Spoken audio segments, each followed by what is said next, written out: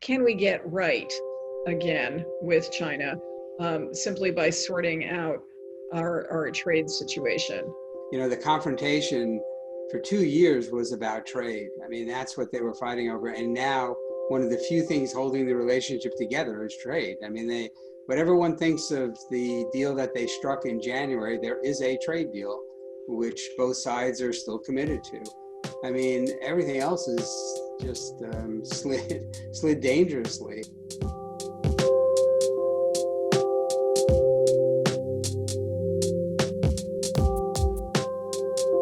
So we will make America into the manufacturing superpower of the world, and we'll end our reliance on China once and for all. Whether it's decoupling or putting in massive tariffs like I've been doing already, we will end our reliance on China because we can't rely on China. How timely for our talk. That's what US President Donald Trump said yesterday. But the economic battle between the two largest economies in the world obviously didn't start with Trump and won't end with him. How and why have US-China relations sunk so low? That's one of the questions that we'll tackle tonight as we talk with Bob Davis and Lingling Wei about their new book, Superpower Showdown: How the Battle Between Trump and Xi Threatens a New Cold War. Friends, welcome to September's Chat and Chowder at World Boston. I'm Mary Eintema, the president of World Boston. And as you may know, our mission is to foster engagement in international affairs and global cooperation. And so now I am pleased to introduce Bob Davis and Lingling Wei. Bob is a senior editor at the Wall Street Journal who covers economic issues out of the Washington, D.C. Bureau, especially those that will play out in the presidential campaign. He also continues to write about China, where he was posted from 2011 to 2014. He was part of a team of journal reporters that won the Pulitzer Prize for international reporting for coverage of the Asian and Russian financial crisis. Lingling Wei is an award-winning journalist in the Wall Street Journal's Beijing Bureau. Hailing from a farm province in Eastern Europe, she came of age as a journalist in New York and then returned to China in 2011 to report on changes in her homeland, although she's joining us now from New York. She focuses on the intersection of Chinese politics and the economy. Bob and Lingling, welcome to World Boston. Well, thank you very much. I'm going to start out. So, again, thanks very much for the invitation.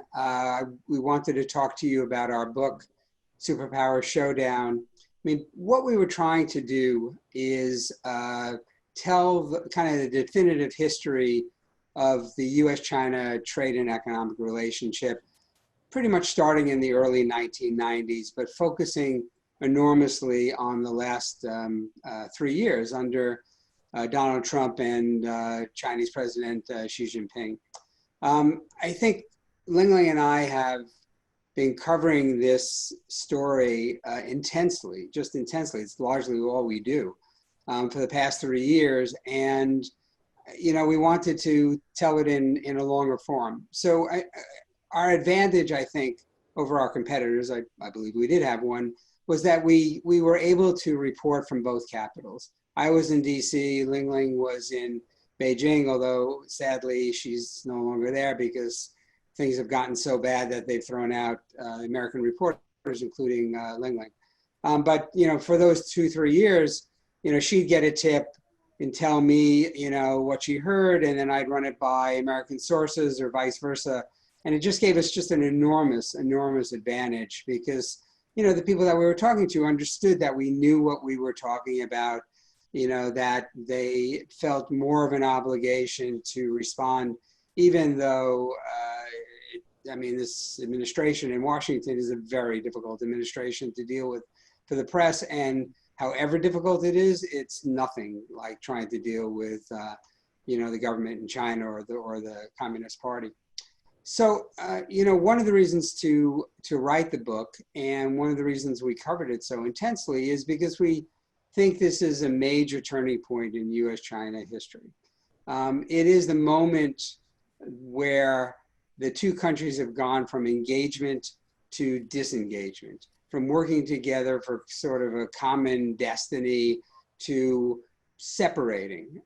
Sometimes you hear the word decoupling. I'm not sure it's really gone that far, but certainly disengagement, derailment, moving in a separate way. I mean, there's any number of words you can use for it. I mean, that's just an enormous difference from the way things were. And also, I mean, so our book basically goes through January or February of this year, where the trade war was the key confrontation between these two countries. And it has only gotten worse since then, only gotten worse with the spread of the coronavirus pandemic. And, you know, without a doubt, that was enormous, an enormous event. But in addition, there have been a number of steps that both sides have taken. But in particular, I would point out Beijing's clampdown on Hong Kong has just been, something that is really, really out of the ordinary. So anyway, the way we look at this relationship is what we call a kind of romance gone bad. So let me just sort of take you back a little bit. We start in around early 1990s. So this is right after the period when Chinese troops cracked down and killed, hundreds of protesters in Tiananmen Square, squashed a democratic movement. The U.S. and China went through kind of like a cold shoulder period, but it really didn't last that long. It lasted only a year or two, because the forces bringing the two countries together were much more powerful than at that point than the forces driving them apart. I mean, U.S. companies saw just an enormous, enormous market in China that they wanted to tap, both for consumers and also as a workforce. U.S. policymakers certainly reflected that, but in addition, despite the horrors of Tiananmen, this was a time right after the fall of the Soviet Union where democracy was breaking out all over the world. I mean, in Latin America, in Korea, in Taiwan. I mean, there was one country after another that was moving toward democracy. And frankly, if the troops hadn't fired on the crowds in Tiananmen Square, probably the Chinese regime would have fallen as well. So there was a great deal of optimism in the US that if you worked together with China, that would lead to not just economic changes that the US wanted, but political changes too. So it gave for those business people who were leading the charge, it gave them a sense that it was more than just business, that they were doing good, really, and so that was kind of the sense. It built through the 1990s. In 2001, China joined the World Trade Organization with a gigantic assist by Bill Clinton, which we talk about a lot in the book. It was a back and forth event where Clinton kind of sandbagged the Chinese premier at that time, Zhu Rongji, who thought he had a deal in 1999, and Clinton had no intention of signing a deal back then because he didn't think Congress, so he was concerned Congress wouldn't approve it. So anyway, it went back and forth and back and forth. But by the time of the W2 accession, again, this sort of sense that engagement would lead to a positive outcome. Clinton made a very famous speech about the importance of the internet, which at that time, from memory, I think there were something like 3 million Chinese users on the internet, and the projection was go to 9 million. And he said, well, try stopping that. It's like nailing Jello to the wall. But it turned out the Chinese had some pretty good Jello nailers, and they figured out a way to use the power of the internet for its communications in commercial fashion, but to block a lot of the political use of the internet. So that was happening still, through the early 2000s, things were getting better. 2008, we think, is the kind of the high point of the relationship. At that point, the world fell into a global recession. The US and China worked together hand in glove to pull the world out of a recession by both putting together enormous stimulus packages. But around that time also, as you say, that was the high point, but you see fissures, starting to form. The business community was less enamored of China. It wasn't the easiest market. It wasn't as easy a market as they thought it was going to be. That was to start. Chinese competitors grew and they were very good. And also their complaints, endless complaints about Chinese companies or government officials pressuring them to hand over technology. So there was a, you know, a diminution in the view of business about operating in China. I mean, American workers never liked the idea of, you know, the embrace of China because there really was competition. A lot of places in the Southeast and Midwest, places that turned out to be big centers of Trump support, were really battered by Chinese competition. And then, you know, eventually the political leaders turned more and more against it as well. So, I mean, you see a kind of erosion of support. And I'm just talking from the US point of view at this point. You know, erosion of support in America, and then it culminates in Donald Trump. I mean, again, he didn't start this. He's not going to be the end of it. But I mean, certainly he sensed how powerful the China symbol, the reality of China and the symbolism of China. I mean, yes, as I said, in parts of the country, it really were truly battered by China. And there was a lot of resentment about that to China and also to the American political establishment, which had, you know, engaged with China. And so Trump's message was twofold. You know, the Chinese are ripping us off, and so are your leaders. You know, and I'm the only one who's going to tell you, you know, who's going to set things straight. I'm the guy, you know. And during the campaign, he threatened 45% tariffs on Chinese goods. He actually never went that far, but he did, you know, wind up, you know, putting tariff after tariff on China, and you know, made an enormous focus on it. So in addition, or apart from those parts of the country that were hurt by China, China became a symbol of unfairness. You know, the way in which elites are turning their backs on the broad swath of the American public. And so it was one of his major campaign themes. So he comes into power, and Lingling can talk about the Chinese part, but I mean, Xi Jinping is a powerful character also, to say the least. And so, you know, the relationship goes on. The U.S. government puts together a trade offensive on China, targets Chinese goods, targets Chinese services, targets in particular complaints that Chinese companies rip off American companies from their technology. Chinese government officials pressure, you know, Americans for their technology. The Chinese government unfairly subsidizes domestic companies, which are no longer little stars, but are enormous, you know, companies that operate internationally. The Americans complain that state-owned enterprises, the Chinese government-owned companies, get unfair advantages and you know, cause havoc in the commercial world. So that's the charges, and the way in which the U.S. tries to batter China into submission is with one set of tariffs after another set of tariffs. And ultimately, 3/4 of everything China sells is put under tariffs. And it's just no president has used tariffs to the extent that Trump has since, you know, since Herbert Hoover, excuse me, you know, during the 1930s.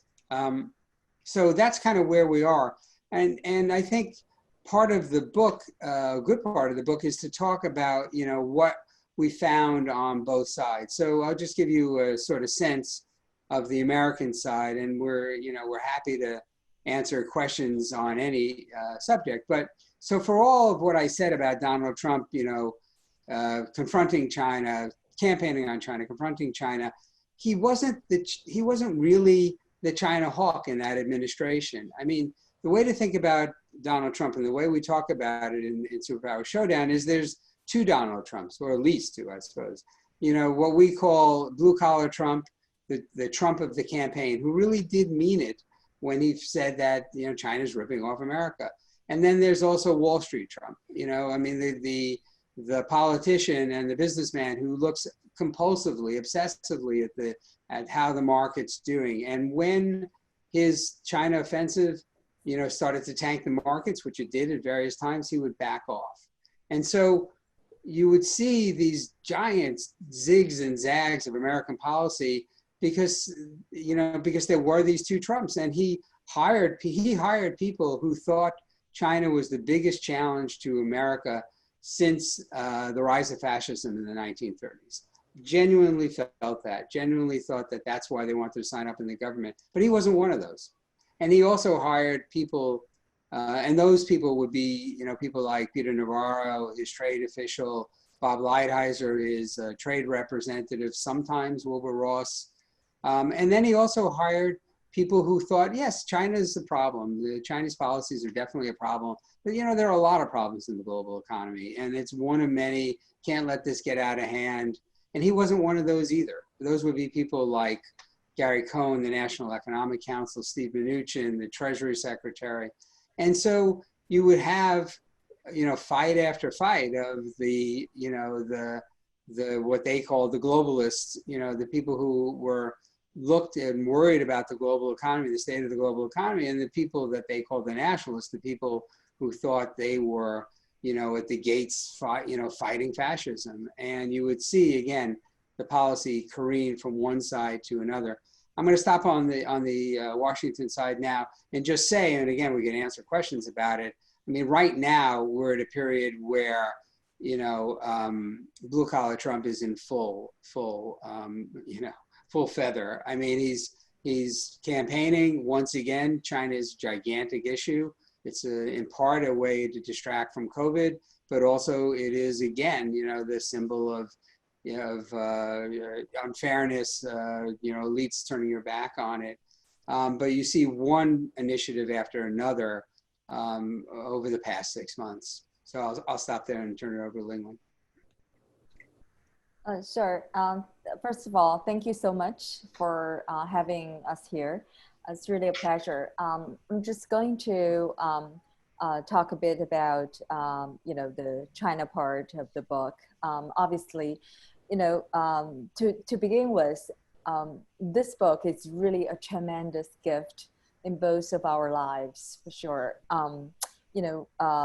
One most satisfying part of writing this book is the ability for both of us, Bob and I, to include some of our personal histories in the book. So at the beginning, when Bob first proposed the idea, why don't you write a little bit about your grandfather, your family, especially the introduction section. Honestly, I wasn't so sure about that because first of all, I didn't know how that might even be remotely interesting to the readers. And also, we're journalists. We're used to writing about other people, not used to having us, being any part of the story. So, but anyway, as the process moved on, and it actually, from our perspective, it really worked out perfectly. So in a really remarkable kind of way, both Bob's family histories and my family histories kind of, really intertwined with the ups and downs of the bilateral relationship. Bob's family, his dad, was a very successful luggage maker and inventor. Made it really big back in New York City in the 60s. Middle class family, he's the big Mike, who liked to go out there, whenever he made enough money, he would buy a new Cadillac or Lincoln, the children in the neighborhood were so enamored with him because every time he bought a new car, he would let the kids drive them around, for fun. So it's that kind of family, it's really thriving and everything. And, then the Asian competition arrived, right? The globalization, the initial stage of globalization, his father's business really got battered by cheaper imports from places like Korea and Hong Kong. So,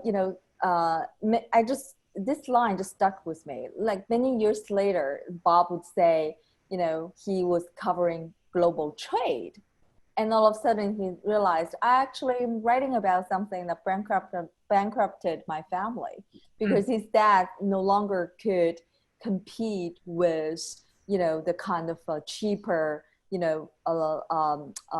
imports from Asia. So that part really kind of blended with a few chapters in the earlier chapters in the book. It's about China's rise, the China's negotiation with the U.S. back in the late 90s, trying to get to the WTO.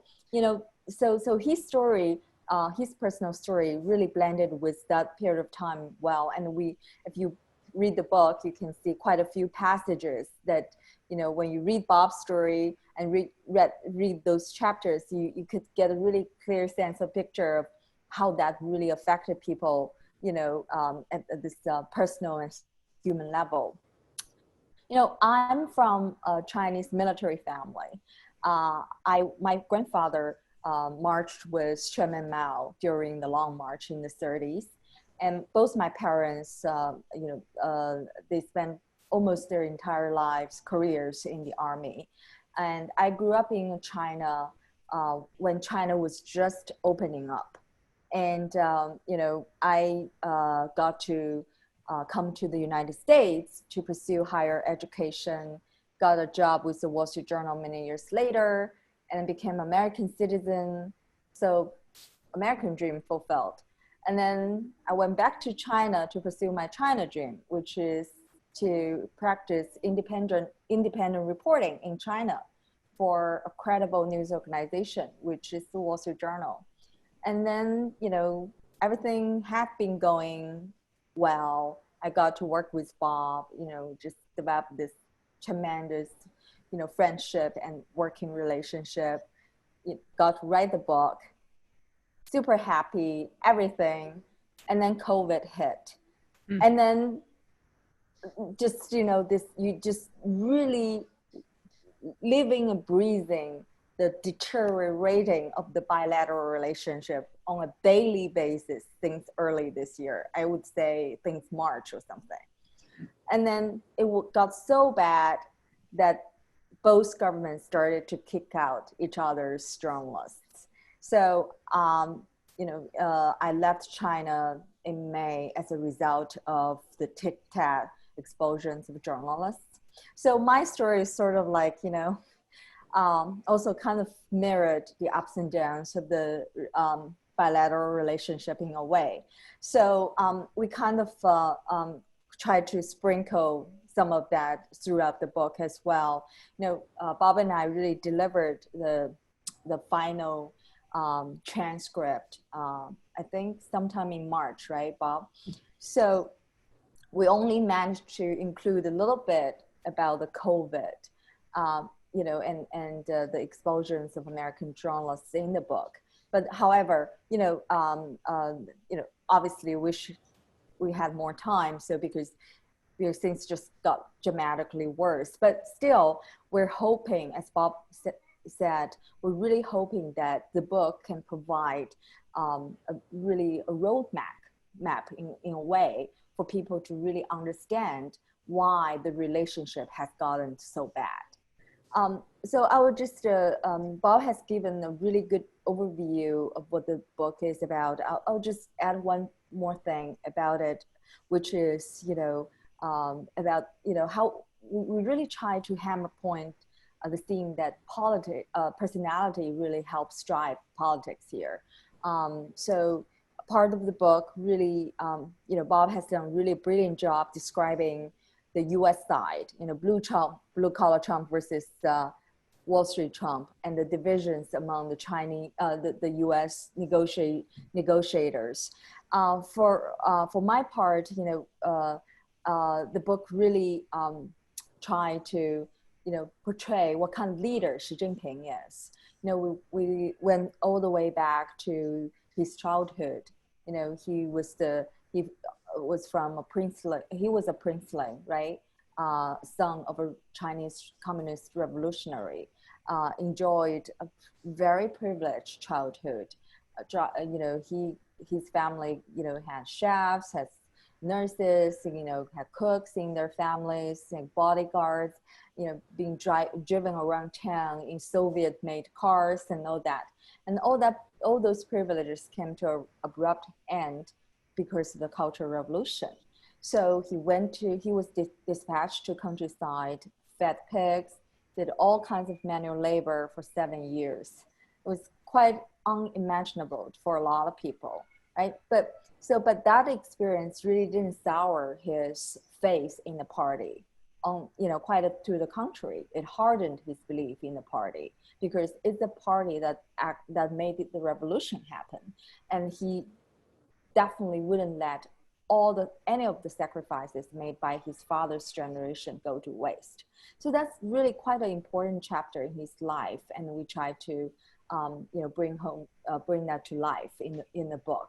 And also, as Bob mentioned, there were quite a couple of turning points in the bilateral relationship. One was back in the 2008 global financial crisis. That was the era, sort of like a coming of age era for China, because the US and the Western world were in trouble, and China actually was doing well and actually came to the rescue of the US. At the time was George W. Bush versus Chinese leader Hu Jintao. So China did a big stimulus plan that helped China's economy, helped the world economy, but also led to a few very, persistent long-term economic problems for China, and also a sense of hubris in Chinese leadership. And then another turning point in the relationship would be after Trump's coming to, it would be Xi Jinping's coming to power. That was actually four years earlier than Trump won the election. So, Bob talked about this Trump's, campaign slogan, right? Make America great again. Actually, Xi Jinping already had a similar version, Chinese version, 4 years before that, which was China Dream, right? The whole idea is not that dissimilar to Trump's idea of make America great again, is making China great again, in essence, reclaiming China's dominance in the whole world. That inevitably, that kind of whole policy agenda inevitably put China really on a collision course with the US down the road. So those are really two major, milestones in the relationship we try to illustrate in the book. One is what happened during the GFC, global financial crisis, and the other is, what happened, after Xi came to power, a more assertive China, it's like looks so threatening to the rest of the world, and how it becomes, the relationship between China and US becomes increasingly negative and hostile. So I would stop there, and obviously happy to take any questions as well. Okay, great, thank you very much. I guess a question, based on today's news that I am taking advantage of sitting here, coming in first with.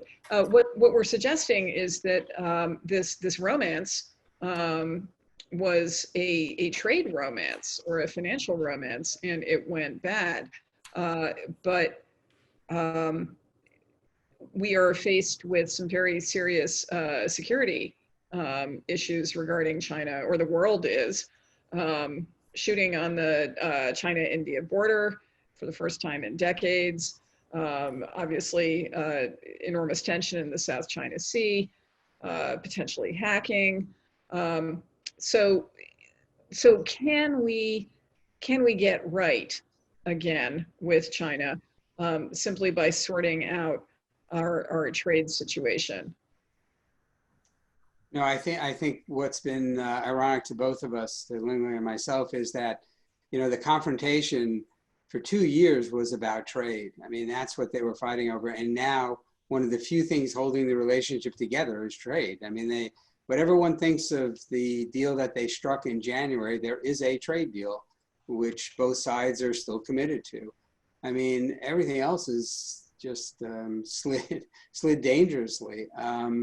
You know, I think there is a connection. I mean, COVID, some people will make the case that, you know, that Trump went easy on China over COVID, didn't push as hard as he might have because of the trade deal. You know, maybe, but I mean, the virus is the virus, right? I mean, so that, you know, it spread, that had an enormous consequence.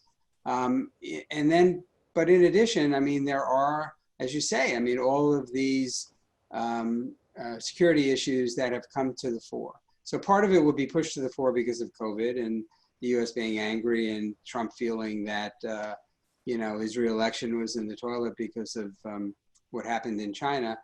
And part of it is, I mean, certainly, I mean, Lingling can address this way better than me, is, you know, an assertion of power by Xi Jinping.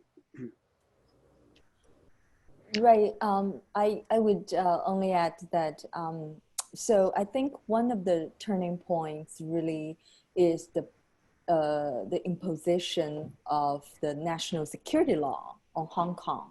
So that really kind of, in a way, I would characterize that decision as one of the most consequential decisions President Xi Jinping has made ever since he came to power in late 2012. You know, what that did was, you know, completely, you know, for lack of better words, wake the West up, basically, in a way. Because before that, even in the US, you know, Bob obviously knows this analyst more than I do. Even in the US, especially when it comes to President Trump, you know, he was wavering wildly between, you know, being really hard on China and trying to cut a deal with China, right? But obviously COVID pushed him to the other side, which was the hawk side. But the COVID also was another thing. But the Hong Kong issue is another thing. It further emboldened the hawkish voices in Washington and also rallied support for the American cause against China among other democracies. You know, just you take a look at UK, other parts of Europe, Japan, you name it, right? So right now, hardly a day goes by, you don't see another piece of news about some other Western democratic country, you know, calling China out over the Hong Kong issues, this massive crackdown on civil liberty. So I think that really, you know, if we have to define a moment when, you know, the new Cold War started, I would really point to the imposition of the Hong Kong national security law as one of those moments. Mm-hmm. I'm wondering, actually, in this, since we're talking about Cold War, how you see this fateful triangle of Russia, the U.S., and China, and if China sees any real potential for an alliance or a strategic relationship with Russia that could help to isolate the U.S. Well, that is what China has been doing for many years, right? Especially under President Xi Jinping. You know, at least on surface, they're trying to get, Beijing is trying to get closer and closer to Moscow. However, I'm not sure that strategy really works because for the US, you know, obviously from what I saw and read, President Trump also has displayed some kind of, you know, admiration or, you know, any kind of, you know, affection for Russian leader Putin. You know, in fact, one of the books, recent books that just came out, that he actually really adored the Russian leader.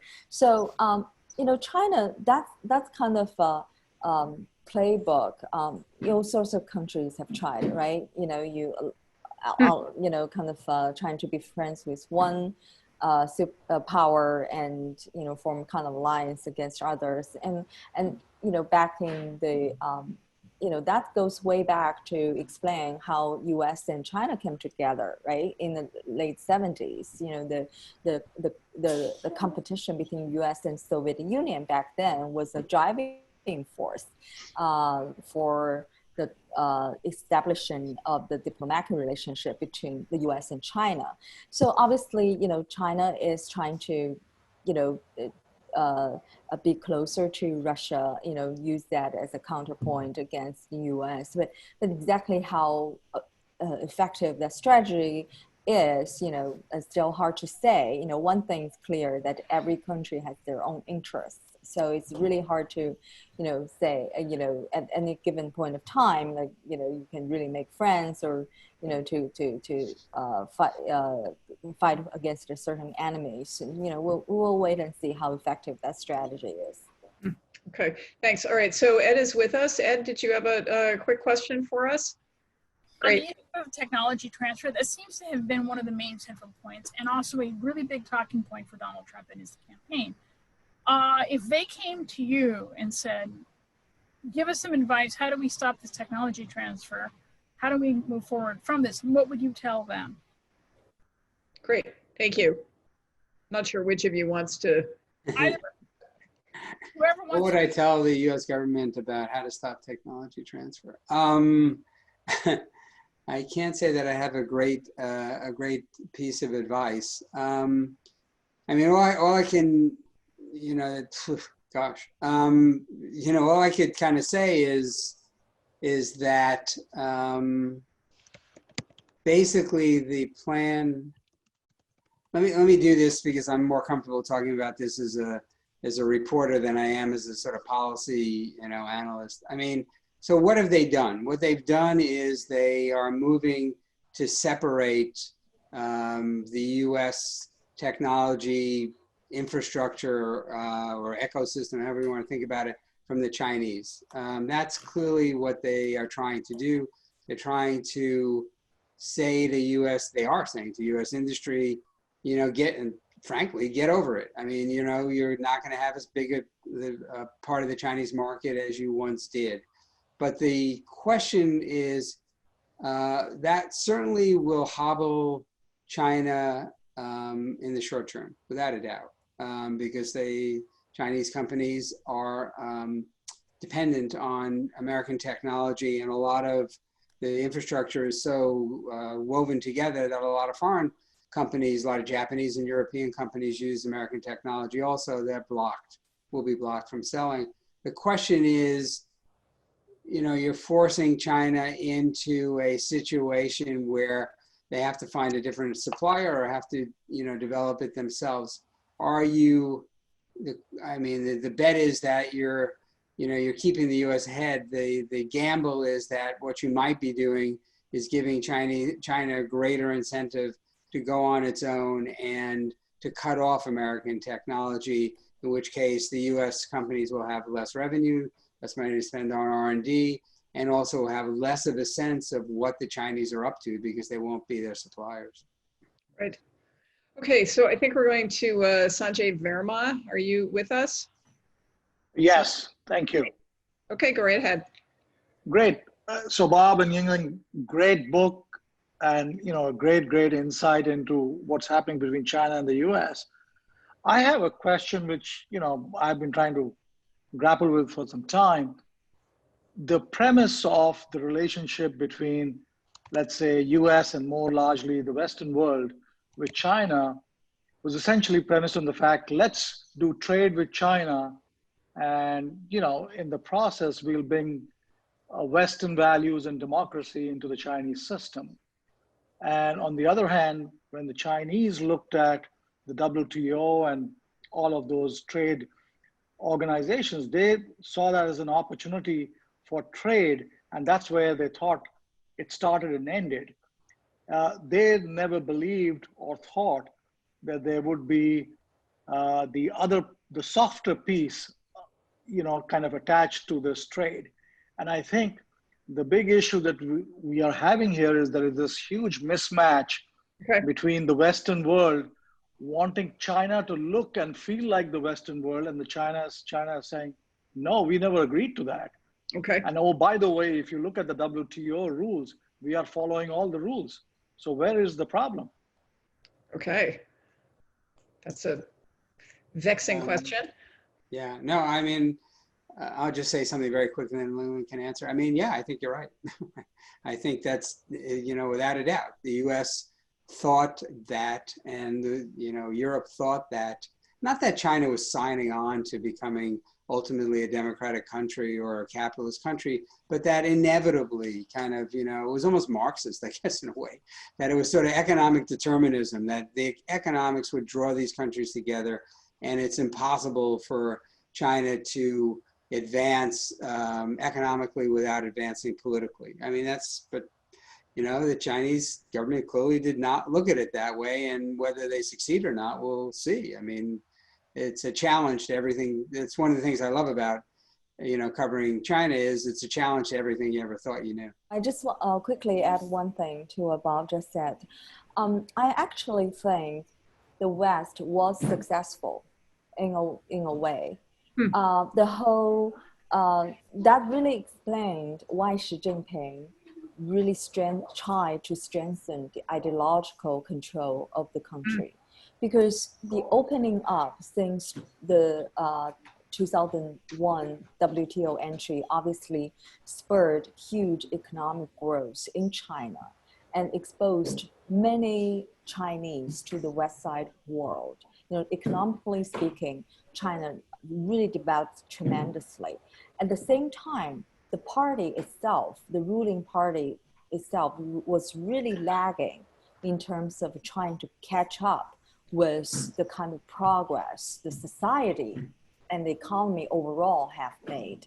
Because, it really asked ordinary Chinese if they believe in communism. They would give you like a blank, their face would really totally turn black. What? Why you were even asked this question? So I really think that really was the sense of urgency Xi Jinping felt when he came to power, because he felt like the party was losing control of the country. The party, in essence, was in crisis, both in terms of corruption. It was so rampant, the whole system basically was rotten at the core. On the other hand, all the Chinese citizens have become cynics, right? They didn't really believe in communism. They didn't really believe in, all those, ideologies, that the party was founded on. So that really helped explain why, especially during his first term, he cracked down corruption so hard. And Bob and I have done many stories just about that. And also, continued into his second term, he has been trying to bring the party back to the center of Chinese life. So I really think the West made progress in that regard, but shouldn't have discounted that much. We just got fooled by the Chinese government. I felt like but again, what Xi Jinping really changed a lot of things. He recognizes the kind of crisis the party was in, and made all those changes, and became more assertive. That's why we're seeing the kind of confrontation between the two nations we're seeing now. Okay, great. All right, so we have a question from Raul. Go right ahead. Thank you. This question is actually for Lingling to begin with, and adding to what you just said. Neither the US or the West, nor China, are homogeneous structures. They're composed of a mosaic of very different interests and peoples, if you will. Now, in the negotiations between the US and China, does China have an advantage? Because after all, there is a party that's relatively disciplined in China, and there is no such counterpart in the US, Trump or no Trump. Okay, interesting. Well, did China have advantage? I mean, for the Chinese government, their biggest advantage still is the Chinese market. The desire by American companies to access the huge Chinese market is their biggest trump card. Even though, as Bob pointed out earlier, the kind of the U.S. business community over the years has become less and less enamored with China. But still, many of them, they still, have long-term plans for their investments in China. So, I guess if you talk about advantages, that's the Chinese side's biggest trump card. And another thing is that when we talk about the relationship now versus the first Cold War between the U.S. and Soviet Union, one key difference is that right now the Chinese economy and the U.S. economy are so intertwined, right? So when Trump talks about decoupling the two economies, it's really hard to do. Because American businesses have spent a quarter century building up global supply chains that involved China, being the center part of it.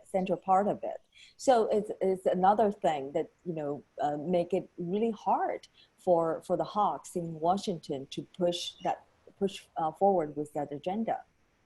All right, so Michael Sales, this is going to be our last question. How are U.S. companies who think that this America First policy is nuts, or just basically disagree with it or want to be in the Chinese market, how are they fighting back against this, against this constraint of someone that a lot of people believe is an autocratic leader, Donald Trump? Okay. I'll take it from the Washington part. So how are they fighting back? This is a government that is very responsive to business interests. It is a government that cut taxes enormously. It's a government that deregulated, hugely. But on trade, it has been a government that has stood up to the pressure put on them by American companies. Again, it's like you got to go back to Trump. I mean, Trump, had campaigned. Trump ran for president or thought about running for president since at least 2000. And trade has been his issue. He thinks he knows trade. He thinks everyone's a sap. That part of him is legit. Agree with it, disagree with it. That's the way he thinks about things. So when a company comes in and lobbies saying that tariffs are, killing them, or that they're worried about retaliation in China, it just doesn't have that much, effect. It has some. I mean, to the degree they had an effect was on pointing out that the policies at times were tanking the market. That was something he listened to quite a bit. But, their power sort of waned to the degree the markets, rallied.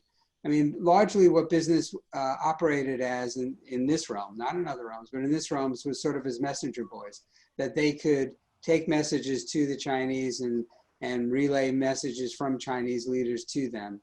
And that was it was valuable. It was very valuable. But they didn't have in Washington the clout that they had on different issues. Lingling, did you want to add to that? Don't have Bob, to. Yeah.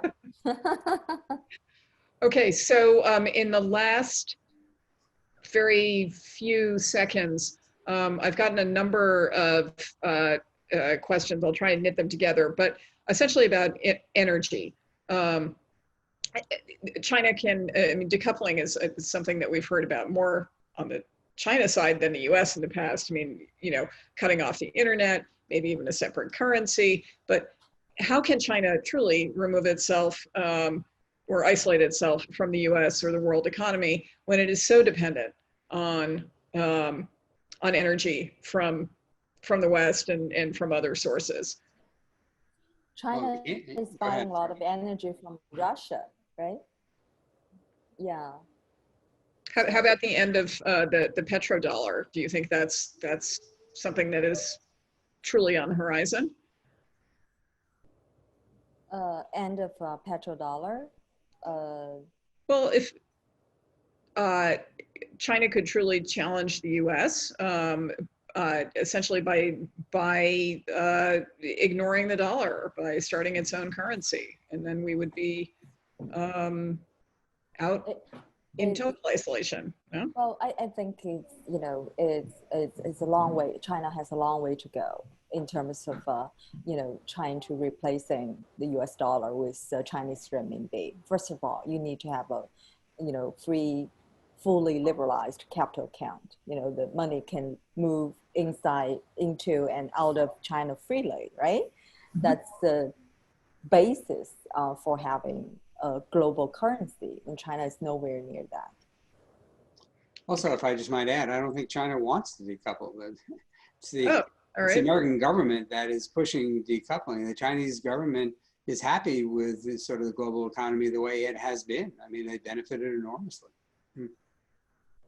And how about its influence, potential influence on our upcoming elections? Do you think it's actively seeking to influence? They better be very careful. Yeah, right. I mean, Sorry, of course they're seeking to influence. I mean, the question is, do they act like the Russians and try to pick a candidate and push them? And there isn't real evidence of that. I mean, there's huge evidence of China trying to, you know, burnish its image, threaten, you know, its the students that are here to keep them in line. Yeah, huge. You know, that happens all the time. But in terms of picking a candidate and pushing him and all the bots and all that sort of thing, I mean, you really don't hear about that with China. That is kind of the Russian playbook. Right. And so to close out, does that perhaps suggest, Lingling and Bob, that 4 years from now, the conversation will be relatively the same, that China's attitude towards the U.S. will not be that influenced by our next presidential choice? Oh, I don't know. I mean, you know, the choice of the president makes a big difference. I mean, I think we both think that the relations are going off the skids, but you know, I mean, it makes a big difference. I mean, the tone, I mean, if Biden wins, the tone certainly will change. You would expect to see the U.S. working or trying to work with China on issues like climate change and probably global health. I mean, if Trump wins, it isn't a sure bet. I mean, probably things will go, you know, even more in the tank than they are. But I mean, John Bolton, the former national security advisor, has an interesting point when he said, I mean, he said this to me and he said it in other interviews. It's like, you know, it's the day after the election and Donald Trump calls up Xi Jinping and says, so about that trade deal, you know, I mean, who knows? I mean, there's always with Trump the possibility that, you know, the thing he cares about, which is trade and economics, becomes the most important thing, and the other issues kind of become less significant. I'm not saying that'll happen, but it's really a possibility. But the American election counts. Right. Okay. Well, maybe you'll come back and talk to us in 4 years or before that. We'll see where we get to. Anyway, thank you both very much to Lingling Wei and Bob Davis for sharing your thoughts about your new book, Superpower Showdown, with us. Everybody else at World Boston, I hope that you'll, you know, get up and walk over to our post-chat chat for some informal conversation. Thanks a lot, everybody. Thank you.